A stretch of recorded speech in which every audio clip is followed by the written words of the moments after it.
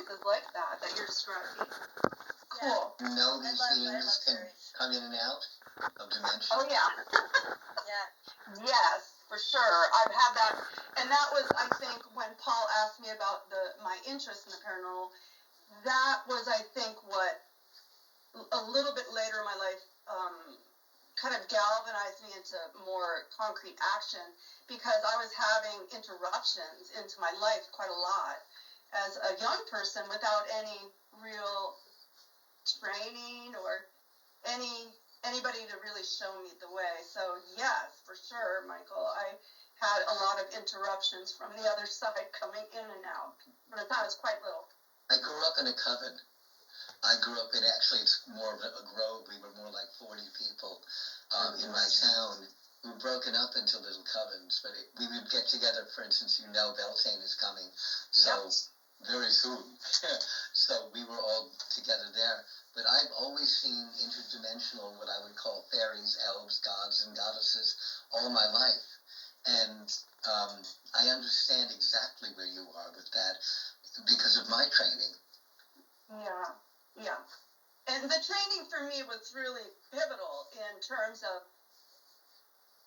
having kind of a language and a concrete way to work with these energies so that my physical well-being wasn't compromised, because I have seen lots of folks with maybe capacities like yours or mine who have been really negatively interrupted over and over again because they don't gain that maybe capacity to have language and agency across all the different subtle worlds that we interact with. So that's been really a good thing for me. By the way, I could hear you checking in on me. I am a 7-planet Virgo, and my rise is Scorpio. So that's where our connection is. Doesn't surprise me at all. I've actually had to wing it all my life. So I had to wing it all my life. So was it kind of like you that you didn't really have anyone to totally guide you? It was kind of like a touch and go everyday thing, like, because I had that. I didn't have any training. I was surrounded by Christians that wouldn't believe any of that stuff. They would say it's your imagination and things like that. And so it was shut down for a long time until I finally just had it. I just couldn't put up with the silence anymore, so I had to start researching on my own. So, did you have that type of barrier?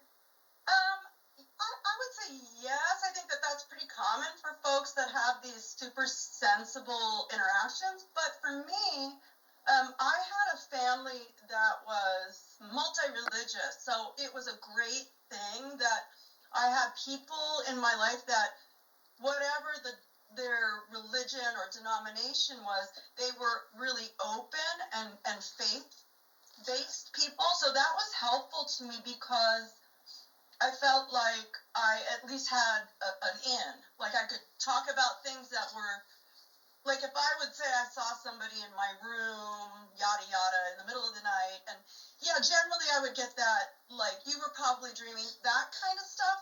But at the same time, I had, in my family, Jews and Lutherans and Hindus, and and then different offshoots of all of those religions that were part of my life when I was young. So I felt really lucky to have those people in my life to kind of direct me. And I never got the full, like, beat down, like, no, that's not happening.